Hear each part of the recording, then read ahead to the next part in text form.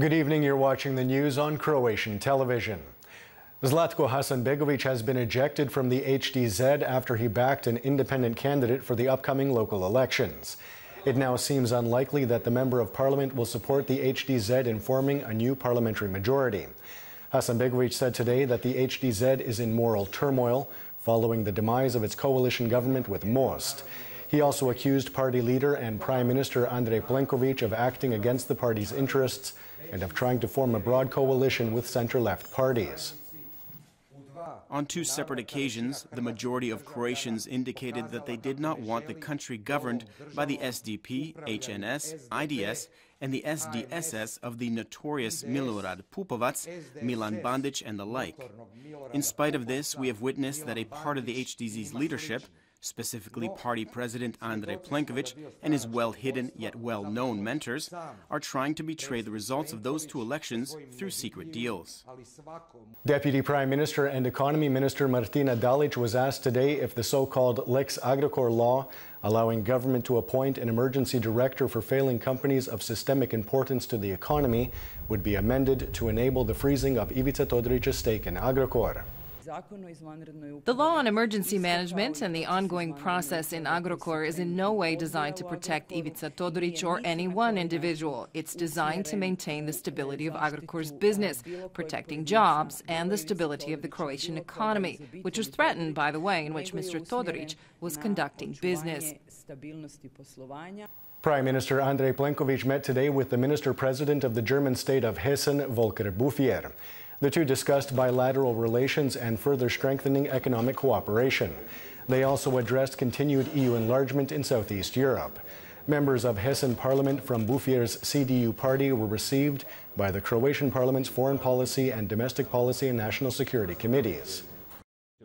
We talked about the future of the European Union, as well as the Schengen border area, and ensuring that Croatia not be discriminated against on the basis of a single EU directive.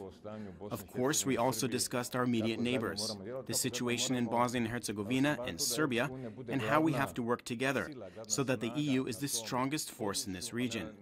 We also specifically addressed the current status of Croats in Bosnia and Herzegovina and ensuring that they enjoy equal status with Bosnian Muslims and Serbs. Prior to the Serbian wars of aggression of the 1990s, some 150,000 Croats lived in what is now the Serb entity in Bosnia and Herzegovina. Today, there are less than 10,000 Croats living there. Only 2% of the Croats forced from their homes in northwestern Bosnia and Herzegovina returned after the war. For this reason, 8 Croat refugee associations have signed a cooperation agreement. Their goal is to create the preconditions necessary for the sustainable return of Croats to their pre-war homes. The agreement was signed today in the State Office for Croats Abroad. People left for the most part in 1992 and 93. They were forced to leave their homes, after which our homes were destroyed or burned to the ground. Today, our village is in ruins, overgrown with plants, weeds, and thorns. We definitely have a desire to rebuild our village, to breathe new life into it, to build infrastructure, to rebuild family homes, and for it to be a pleasant place to live for everyone. In international news, Emmanuel Macron has been elected the new president of France. The 39-year-old former banker and pro-European candidate took 66% of the vote at Sunday's runoff election, beating the anti-EU candidate Marine Le Pen, who captured 34% of the vote. The election result has been welcomed by many in Europe who feared that Le Pen would have led France out of the EU.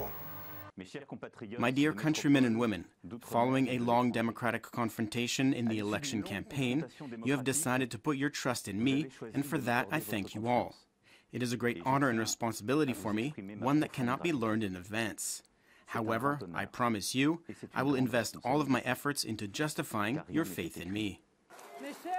To all of my dear sympathizers here at home and across the world, I want to say France has decided on its new president and has opted for political continuity. I called Macron and congratulated him on his victory because I truly care about the future of our country. I wished him success in dealing with the numerous challenges France is facing. Finally, I want to thank the 11 million French voters who put their faith in me and gave me their vote. Croatia's Kotoriba dialect has been placed on the UNESCO list of intangible cultural heritage. The unique dialect, which is used in the town of Kotoriba in northern Croatia, has 11 vowels. Locals are actively working to preserve the dialect and pass it on to younger generations. This is a very important thing in terms of developing identity. It is important for us dialectologists because future research will provide large amounts of information with which we can further study the Croatian language. The 52nd edition of the Flora Art International Garden exhibit opened at Zagreb's Bundek Lake today. Along with an abundance of plants on offer, this year's program includes workshops and lectures. Flora Art will last until May 14th. Admission is free of charge. Taking a quick look at sports, in tennis, Croatia's Marin Cilic won his 17th career title last night after beating world number 6 Miloš Raonic of Canada 7-6, 6-3 in the final of the ATP tournament in Istanbul.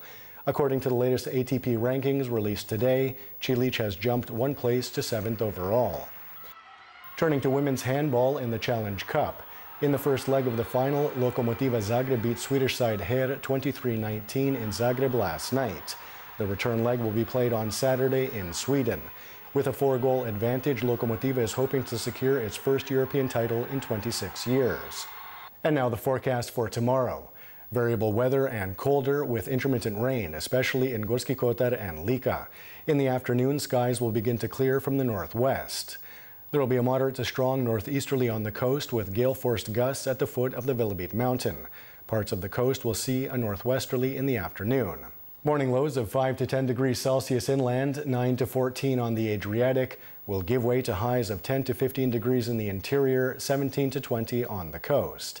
The 3-day forecast for the interior calls for predominantly sunny skies on Wednesday, with a chance of some rain on Thursday and Friday. Warmer temperatures are expected going into the weekend. Predominantly sunny on the coast on Wednesday, partly sunny on Thursday and Friday, with a chance of some localized showers, especially on the Istrian Peninsula. And that wraps up the news. Be sure to join us again tomorrow night.